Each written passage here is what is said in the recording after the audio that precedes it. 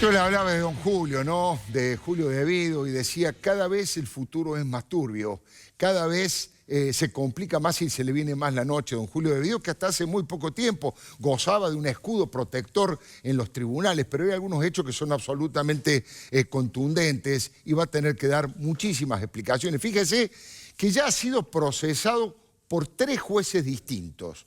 Ha sido procesado por el doctor Bonadío, por el doctor Ercolini y por el doctor Sebastián Ramos. Y además ha sido embargado por más de 1.000 millones de pesos.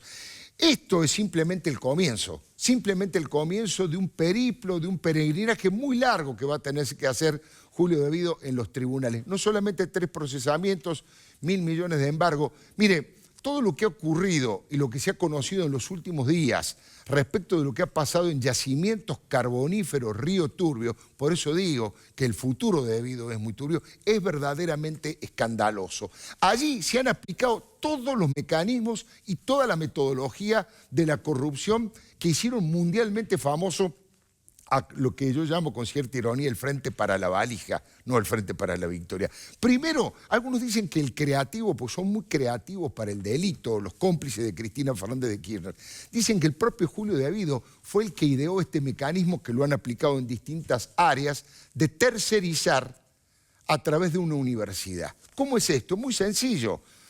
Firman un acuerdo, en este caso en Río Turbio, lo han hecho con la Universidad de Buenos Aires, con la Universidad, con la UTN Regional Santa Cruz, lo han hecho hasta con la Universidad de La Matanza. Firman un convenio, se aprovechan de la imagen de respetabilidad y de credibilidad que tiene una universidad, una casa de altos estudios en la Argentina, y a través de eso, con ese convenio, logran evitar todo tipo de control y cualquier llamado a licitación. Y ese es el mecanismo que utilizan con esos convenios con las universidades para desviar el dinero a los bolsillos propios y a los bolsillos de sus cómplices. Eso es una de las cuestiones.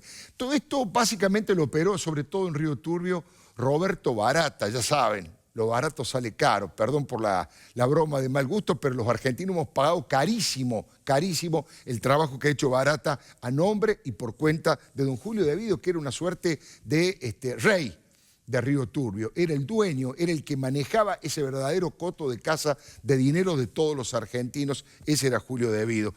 No solamente el tema de la triangulación con las universidades, hay allí en ese lugar una cantidad de sobreprecios en cada una de las tareas que llevaron adelante que son verdaderamente descomunales. Le doy 3 o 4 salvajadas, directamente salvajadas, que demuestran el nivel de impunidad y cómo pensaban quedarse en el poder, que ha descubierto la auditoría de la nueva intervención de yacimientos carboníferos de Río Turbio. En el primero, había, usted sabe, en Río Turbio, 3 casas que se alquilaba para cuando iba Julio Devido, para cuando iba Roberto Barata, cuando iba Josecito López, eran básicamente los 3 los integrantes del cártel de Julio Devido.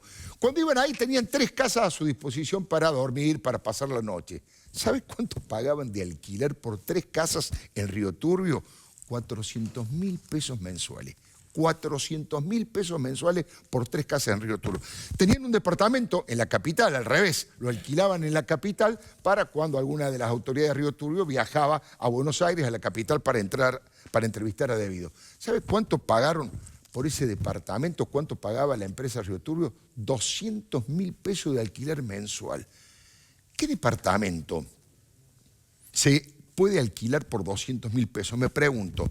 Los alquileres eran tan caros porque se robaban, dibujaban y se robaban la mitad o mucho más que eso, o eran propiedad de Cristina, que siempre ha tenido la suerte del mundo que los inquilinos le han pagado alquileres absolutamente fuera del precio de mercado.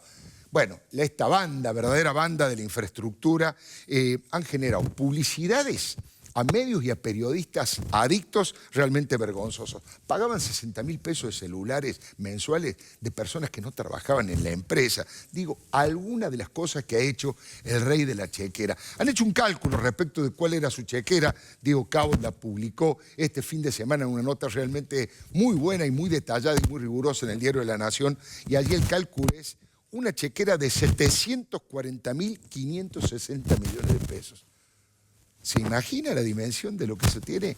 Julio Devido manejó desde que llegó al gobierno con los Kirchner una chequera de 740.560 millones de pesos. Por eso pudieron hacer el verdadero festival de la corrupción que hicieron. Por eso utilizaron tanto dinero para comprar voluntades ajenas y para llenar los bolsillos propios. Decirles también que la herencia que deja Julio de Abido tiene muchísimo que ver con esta locura por el dinero que han transmitido los Kirchner también a todo su equipo. Por eso el agujero negro energético que tenemos los argentinos, hasta 12.000 millones de dólares hemos tenido que pagar para comprar y conseguir la energía que necesitamos para que el país funcione.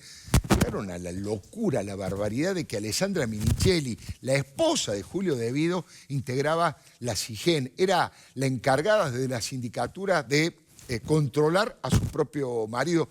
Alessandra Minichelli va a tener que dar otras explicaciones, cómo funcionaba Forest, su fundación, su ONG propia, la relación y el vínculo de la empresa que tenía para producir programas televisivos con Marta Cascales, que es la esposa de Guillermo Moreno. Hay varias cosas bastante oscuras en ese lugar. Y lo digo con dolor porque es una persona muy respetable en distintos ámbitos, aunque últimamente no aparece.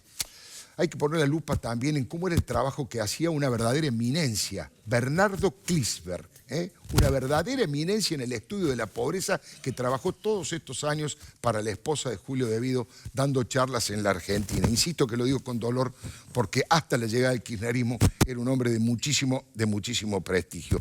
Decirle también que el negocio que han hecho con los Viñati, el propio Juan Manuel de Abido, el hijo, ha sido denunciado por la Procelac, una exportación de 100.000 toneladas de arroz y de maíz que básicamente tenía 80% de sobreprecios y sobre eso va a tener que dar cuentas también. Por eso digo que han sido mucho más buitres que pingüinos, que han sido mucho más carroñeros que simpáticos y básicamente pensar que a partir de ahora Julio de Abido realmente tiene un futuro mucho más turbio, se le viene la noche, es diputado nacional, pero está mucho más cerca de la cárcel que de una banca. Le doy mi palabra.